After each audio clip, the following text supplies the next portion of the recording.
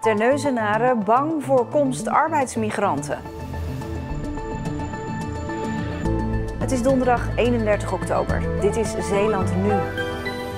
200 man bij elkaar vindt de wijk te veel. Fietser overlijdt na botsing met betonwagen. En is Noord-Beveland niet te saai voor nieuwe burgemeester? Dag dames en heren. Bang en boos. Dat zijn omwonenden van het voormalige Philips-terrein in Terneuzen. Op dat terrein komen 200 arbeidsmigranten wonen. En omwonenden zijn daar falikant tegen. De manier waarop het gegaan is en de gekozen locatie, die staat ons tegen de borst. Maar niet alleen omwonenden hebben bezwaar. Ook enkele bedrijven in de buurt zijn niet blij. Ze begrijpen dat het economisch gezien gunstig is voor de stad, maar onder personeel is er angst. Ik heb een dame die hier 200-300 meter over het bedrijventerrein heen moet naar een extern magazijn. En die heeft mij al aangegeven dat ze het niet ziet zitten om 's avonds in de winter met name over te werken. Terecht of niet terecht, hè? Andere bedrijven willen hun mening niet voor camera toelichten. Volgens de gemeente is angst voor de arbeidsmigranten niet nodig. Dan denk ik bij mezelf, ja, u zou eigenlijk ook eens met een zekere trots moeten kijken naar iemand die bereid is om zo ver te reizen, om toch in zijn levensonderhoud te kunnen voorzien. Maar die manier van denken gaat er bij de tegenstanders niet in. De angst bestaat dat er gevaar gaat bestaan voor vrouwen en kinderen. Er zijn ook een paar scholen hier kort in de buurt. Is dat niet wat overdreven? Ik denk het niet. Datgene wat we tot voor kort en in het verleden meegemaakt hebben in de wijk, met name drankmisbruik, vernielingen enzovoort, dan zeg ik van nou, daar moeten we rekening mee houden. Ik praat erover door met politiek verslaggever Heiko Strietman. Ja, Heiko, de gemeente houdt dus gewoon vast aan die plek. Ja, het zou de enige optie zijn volgens de gemeente. En de overlast waaraan net gerefereerd werd in het filmpje door omwonenden, die wijt de gemeente aan de slechte woonomstandigheden die arbeidsmigranten nu hebben hier in de wijk. De wethouder noemt die ronduit slecht. Hij sprak onder andere over schimmel op de muren. En zo is zijn overtuiging, als je dus voor goede huisvesting zorgt, zoals hier voor die 200 nieuwe arbeidsmigranten, dan heb je ook automatisch minder overlast. Ja, en doet de gemeente ook nog iets om die angst weg te nemen? Nou, even in herinnering, vorige week heeft de gemeente Terneuzen in samenwerking met politie en de veiligheidsregio een grote controle gehouden. Ja, en daarmee willen ze eigenlijk laten zien, kijk, wij grijpen echt wel in als het nodig is. Maar goed, de gevoelens die omwonenden hebben, die heeft de gemeente daarmee niet weg kunnen nemen. Ja, en dan is er nog onduidelijkheid over een hoorzitting die deze week zou zijn, waar de bewoners hun bezwaren zouden kunnen laten horen. Hoe zit dat precies? Ja, klopt. Dat gaat volgens de woordvoerder van de gemeente om een communicatiefout, want de hoorzitting staat gepland voor eind november. En dan kan het twee kanten op gaan. Of de omwonenden krijgen gelijk, en dat betekent dat dit gebouw hier zal moeten worden afgebroken en dat de gemeente op zoek zou moeten gaan naar een andere locatie. Ja, of dit gebouw mag gewoon blijven staan en dat betekent dat de arbeidsmigranten gewoon komen begin 2020. En hebben omwonenden gezegd, als dat de uitkomst is, dan zijn wij bereid om naar de rechter te stappen. Heiko Strietman, dankjewel.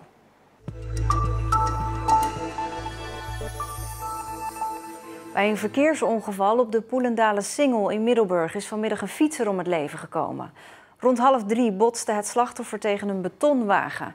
De politie doet nog onderzoek naar de toedracht van het ongeluk en weet nog niet wie de fietser is. De chauffeur van de cementwagen is meegenomen voor verhoor. En de omgeving van het ongeluk is voorlopig afgezet. De rechtbank heeft een man uit Terneuzen veroordeeld tot 9 maanden cel voor verduistering. De 43-jarige man heeft volgens de rechtbank zijn slachtoffers ernstig gedupeerd. Hij benaderde mensen om via een bedrijf te investeren in vastgoed. Maar dat investeren deed hij op zijn eigen naam. En toen hij in de financiële problemen raakte, konden de investeerders fluiten naar hun geld. De Terneuzenaar moet zijn slachtoffers in totaal €180.000 terugbetalen. Het is nu definitief. Na bijna 50 jaar is het over en uit voor de Zeeuwse supermarktketen Agrimarkt. Om 3 uur vanmiddag gingen de deuren van de 3 winkels in Zeeland dicht. Bij de vestiging in Goes, die een halve eeuw geleden als eerste openging, leverde dat een beetje verdrietige klanten op. Ik ga het heel erg missen. Hoe lang komt u hier al? Ik denk 40 jaar. 40 jaar? Ja. U bent de trouwste klant, geloof ik. Ik denk het. Hoe lang komt u hier al? 16 jaar. Ja. Maar straks een andere winkel, toch? Ja, we zullen moeten, hè? De laatste keer afrekenen hier. Ja, dat is wel jammer, ja. Ja, vind ik echt jammer. Waarom is dat jammer? Nou ja, het was gewoon een hartstikke goede winkel. De winkels gaan verder als Jumbo en Lidl.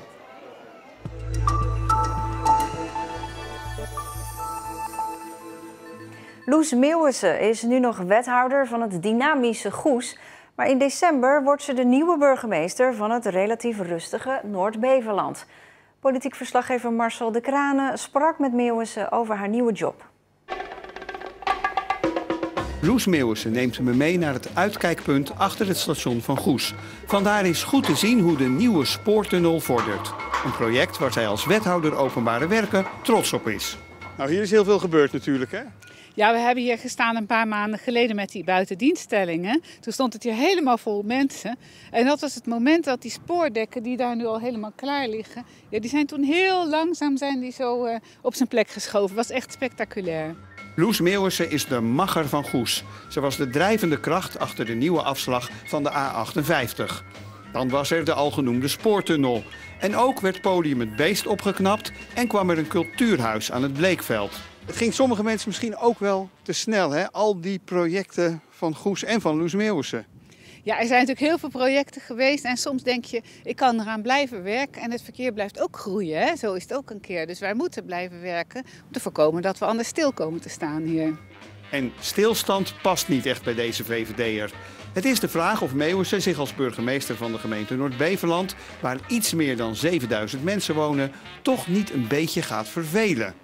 Er wordt wel eens gezegd lintjes knippen, maar dat is juist fijn. Dat is belangrijk voor mensen, dat je als burgemeester, als gemeente aandacht schenkt aan datgene wat er gebeurt. Maar met alle respect, is het voor u persoonlijk ook niet een soort afbouwen? Nee, het is meer echt een andere rol. Ik denk dat het meer beroep doet op andere kwaliteiten die ik heb. Marcel Delhey, de voorganger van Meeuwissen, pakte al na 3,5 jaar burgemeesterschap zijn biezen. Noord-Beveland wil graag dat Loes Meeuwissen wel de volle termijn van 6 jaar volmaakt. Gezien mijn leeftijd, ik ben ook 60, vind ik het prachtig om in ieder geval een termijn vol te kunnen maken. En daar ga ik ook echt voor. Loes Meeuwissen gaat ervan uit dat het kleine Noord-Beveland als gemeente de komende jaren zal blijven bestaan. Daar gaat ze zich voor inzetten. Het dynamische Goes laat ze met een gerust hart achter. Maar dit gaat niet gebeuren hoor, op Noord-Beveland. Ik denk het niet. We hebben hier een tunnel en dat is een Goes verhaal met een station. Gaat u dit niet enorm missen hier? Nou, ik heb juist een heel tevreden gevoel dat we dit eigenlijk heel mooi afgerond hebben. Hè? Je ziet het eigenlijk liggen. In maart moet het klaar zijn. Ik denk prima toch, dan is dat ook klaar, dan kan ik ook weg. Op 18 december wordt Loes Meeuwissen geïnstalleerd als de nieuwe burgemeester van Noord-Beveland.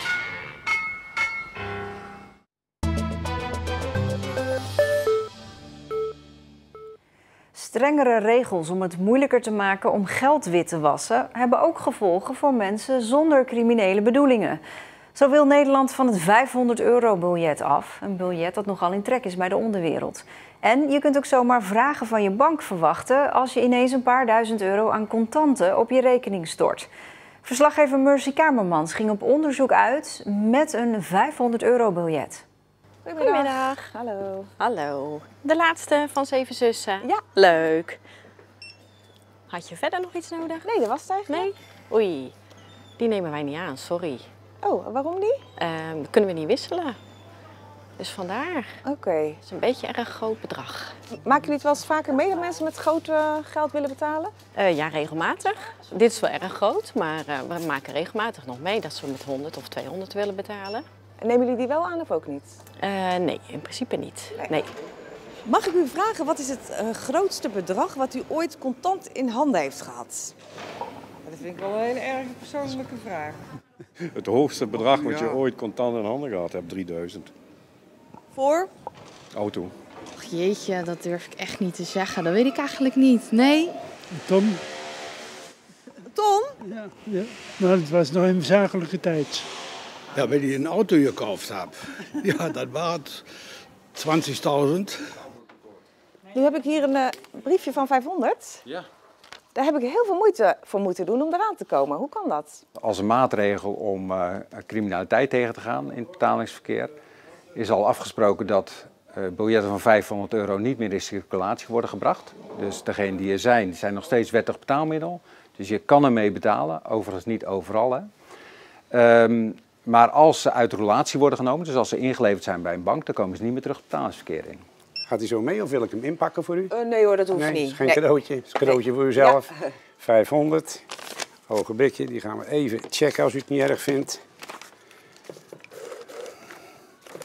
Hij is keurig, hij is goed. Dank u. U accepteert dat gewoon? Geen enkel probleem. U bent de eerste. Oh, geweldig. Nou, hoe meer groot geld, hoe liever wij het hebben.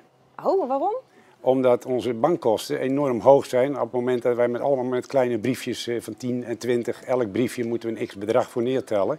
Dus hoe minder briefjes ik in mijn afstorting heb, hoe beter ik het vind.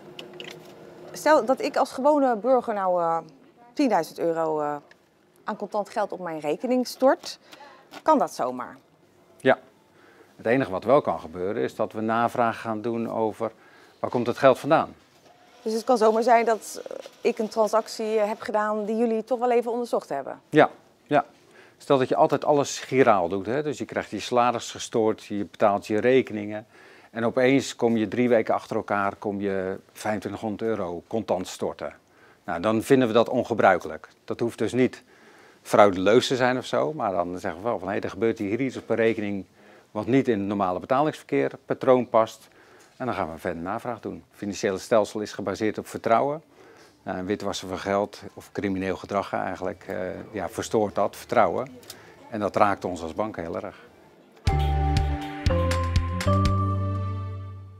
Het was opnieuw een mooie herfstdag met volop zon. Het was maximaal 10 graden, dat is vrij fris voor eind oktober. Morgen is het bewolkt en in de loop van de ochtend gaat het regenen. 'S Middags is het zodoende nat, koud en er staat veel wind. En dan aan het einde van deze uitzending nog meer supermarktnieuws. Middelburg kreunt en steunt nu de vestiging van een supermarkt in het centrum dicht is vanwege een verbouwing. En dat betekent ook 4 weken lang niet op zondag boodschappen kunnen doen in Middelburg. Ja, KUT. Ja, het is jammer. En je hebt wel de Jumbo en weet ik veel, maar dat is niet mijn ding. Ja, de Nederlanders klagen graag gewoon. Ook al hebben ze het steengoed. Nou ja, ze willen in ieder geval op zondag een supermarkt open hebben. En ik vind het van de gemeente een beetje flauw dat ze zeggen van, nou dat kan niet. Ja, verwend. Ja, verwend. De klagende Middelburgers die mopperend dan maar helemaal in Vlissingen hun boodschappen doen, wacht wel een aangename verrassing bij de kassa, 10% korting. Ik zag mijn bonnetje en denk, wow, ja, kedeng, dat doen we dan gewoon. En dat is natuurlijk weer tegen het zere been van de Vlissingers. Dat vind ik lullig. Waarom? Nou ja, dat is niet gelijkwaardig. Dinsdag beslissen burgemeester en wethouders van Middelburg of een andere vestiging in een buitenwijk op zondag open mag. En dan hoeven de Middelburgers tenminste niet meer dat hele eind naar Vlissingen. Na Zeeland nu, Zeeuws meisje, #gelijkheid over het kunstproject van fotograaf Rem van den Bos uit Ellewoudsdijk. En kan jij er een heel klein stukje mee naar voren nemen, Arjen?